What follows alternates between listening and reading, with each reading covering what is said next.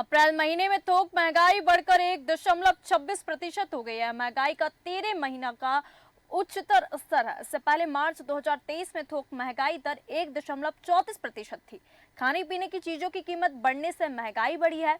वहीं इससे एक महीने पहले मार्च 2024 में ये 0.53% रही थी। वहीं फरवरी में थोक महंगाई 0.20% और जनवरी में 0.27% रही थी। भारत में दो तरह की महंगाई होती है, एक रिटेल यानी कि खुदरा और दूसरी थोक महंगाई। हमारे साथ वरिष्ठ पत्रकार कल्पना शर्मा जुड़ चुकी हैं, इनसे तमाम जानकारी लेंगे। मैम, आपका बहुत बहुत स्वागत है। क्योंकि जो थोक महंगाई है, अप्रैल महीने में थोक महंगाई बढ़कर 1.26% हो गई है। ये महंगाई का 13 महीने का उच्चतर स्तर देखने को मिल रहा है। इससे पहले अगर बात करें मार्च 2023 में, तो थोक महंगाई दर 1.34% थी। खाने पीने की चीजों की कीमत बढ़ने से ये महंगाई बढ़ी है। वहीं इससे एक महीने पहले अगर हम बात करें तो मार्च 2024 में ये 0.53% रही। वहीं फरवरी में थोक महंगाई 0.20% और जनवरी में 0.27% रही। तो थोक महंगाई बढ़ने से जो आम जनता है उसके जीवन में क्या असर देखने को मिलेगा?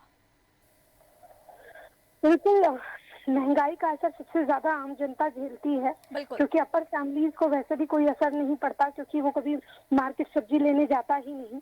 बिल्कुल। उसको नहीं पता होता कि क्या रेट चल रहा है, किस तरह की सामना आम लोगों को करना पड़ता है।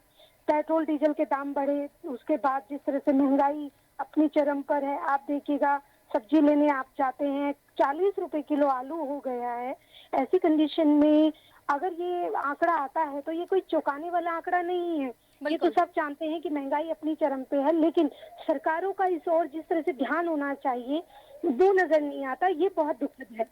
आप देखिए, वैसे ही अगर जीवन रेखा की मैं बात करूं, जो सामान्य व्यक्ति पर डे का जो उसका खर्च था वो कम में अपना काम चला लिया करता था। बिल्कुल। आज स्थिति ये हो गई है कि उसके पास कितना भी पैसा हो, लेकिन क्योंकि वो उसकी घर की जो डेली नीड वाली चीजें हैं वो ही बिल्कुल। इतनी महंगी हो गई है कि उसके अलावा वो अन्य जरूरत सामानों पर वो नहीं जा पा रहा है। बिल्कुल। बिल्कुल। आप बिल्कुल। देखिए, हर चीजें गवर्नमेंट लुभावने वादे जरूर करती है।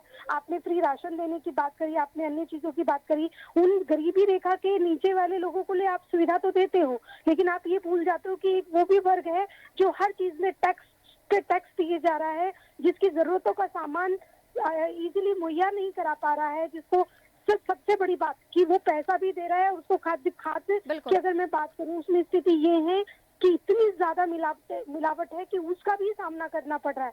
बिल्कुल। स्वास्थ्य से वो समझौता कर रहा है, वो हर चीज से महंगाई, मतलब एक तरह से देखा जाए कमर तोड़ महंगाई हो गई है। तो बिल्कुल। सरकारों को इस और मुझे ऐसा लगता है कि काम करने की जरूरत है। सिर्फ इलेक्शन तो अब हो गया है, अब बिल्कुल। आवश्यकता है बिल्कुल। कि इस और भी गौर किया जाए। बिल्कुल। कल्पना जी, एक बात जो है वो लगातार प्रचलित रहती है कि तरक्की के साथ महंगाई का पुराना रिश्ता है। जहां तरक्की होगी वहां महंगाई होना स्वाभाविक है। इस बात से आप कितना इत्तेफाक रखते हैं? नहीं, देखिए, मैं ये बात मानती हूँ कि तरक्की के लिए महंगाई होना, क्योंकि देखिए अगर मान के चलिए आप अपने घर को ही ले लीजिए, घर में कोई इंफ्रा चेंज करते हैं, आप बहुत सारे कुछ काम करते हैं, तो उसके लिए आपको कुछ चीजों में अपनी कटौती करनी पड़ती है। लेकिन वो कटौती किन शर्तों पे की जाती है ये भी चीज मायने रखती है। बिल्कुल। वो ये पूरे देश का मामला है। आप अगर कुछ लोगों को ही सारी सुविधाएं दे दोगे, आप सिर्फ एक वर्ग को विशेष में ध्यान में रख के अगर योजनाओं को लागू करेंगे, आप बिजली फ्री देंगे उनको और राशन फ्री देंगे उनको, तो बाकी जो तबका है वो कितना सफर करता है, ये बिल्कुल। चीज भी बिल्कुल। गौर करनी पड़ेगी। महंगाई का पैरामीटर उसकी इनकम के बेस पे निर्भर होना चाहिए, जो बिल्कुल। आज की स्थिति में नहीं है। आज आपको टैक्स हर हाल में पे करना है। बिल्कुल। आप अगर एक माचिस भी खरीदने जा रहे हो, उस पे आपको टैक्स देना है 18%। अगर आपको एंटरटेनमेंट का कोई भी चीज है उस पे आपको टैक्स पे देना करना पड़ रहा है। बिल्कुल। टोल टैक्स की जितनी बुरी स्थिति है, तो मैं ये कह रही हूँ कि आप इंफ्रा में चेंज कर रहे हो, इसमें कोई शक नहीं, विकास किया जा रहा है। लेकिन विकास की जो रफ्तार है, अगर वो इस तरह से, अगर आप मिडिल फैमिलीज की कमर तोड़ दोगे तो ये बहुत मुश्किल हो जाएगा कि क्या इनको भी गरीबी रेखा के नीचे आपको लाने की आवश्यकता हो गई है कि ये भी गरीबी रेखा में आए और इनको भी राशन ही लेकर लाइनों में लग के अपना जीवन यापन करना पड़े। तो ये एक विचारणीय सवाल है बिल्कुल कि बिल्कुल सरकारों को जरूर तरक्की करनी चाहिए, बहुत आवश्यक है किसी देश की तरक्की के लिए, लेकिन उस तरक्की के लिए जो पैरामीटर्स बना दिए गए हैं कि आप हर चीज में महंगाई बढ़ा दोगे, सामान्य वर्ग का विशेष ध्यान नहीं रखा बिल्कुल जाएगा। बिल्कुल गरीब सिर्फ आप देख रहे हैं ना कि किस तरह से राशन आपने कब तक के लिए फ्री किया, 2024-25 तक के लिए आपने फ्री कर दिया। बिल्कुल फ्री कर देने से आप एक तबके को ही लाभ देने की कोशिश कर रहे हैं, लेकिन जो बाकी लोग हैं उनका भी आपको ध्यान देने की बिल्कुल आवश्यकता बिल्कुल होगी। बिल्कुल कल्पना जी, आपने बहुत सही बात कही, क्योंकि जो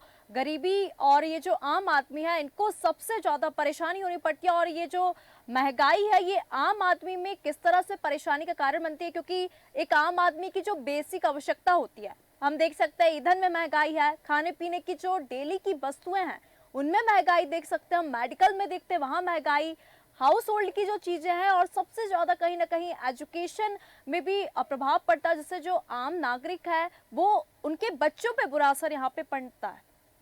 ऋषिका, मैं इसमें एक चीज और ऐड कर दूं कि जी अभी आपने अगर देखा होगा जो एम्स था, नॉर्मली जो अच्छे जो मिडिल फैमिली के लोग होते हैं वो एम्स की तरफ रुख करते थे, सरकारी हॉस्पिटल एम्स की तरफ जाते थे। आज की स्थिति में ये हो गया है कि एम्स ने एक नया सर्कुलेशन निकाला जिसमें किसी को एडमिट होने के लिए 10,000 रुपए आपको जमा करने पड़ेंगे। यदि सरकारी सेक्टर्स में, सरकारी हेल्थ फैसिलिटीज में इस तरह की आप टर्म्स और कंडीशंस लगा देंगे तो आप समझेंगे कि सामान्य जो लोग हैं उनके लिए क्या कितना मुश्किल होगा अपने स्वास्थ्य के समस्याओं का भी बिल्कुल सामना करने के लिए, उनके लिए विकट समस्या खड़ी हो गई। दवाइयाँ पहले से ही इतनी महंगी हैं, हेल्थ उनके पास इंश्योरेंस नहीं है, उनके पास कोई सुविधा नहीं है क्योंकि वो किसी कैटेगरी में नहीं आते, ना तो वो सरकारी नौकरी में है, छोटा सा व्यवसाय कर करके अपना जीवन यापन करते हैं।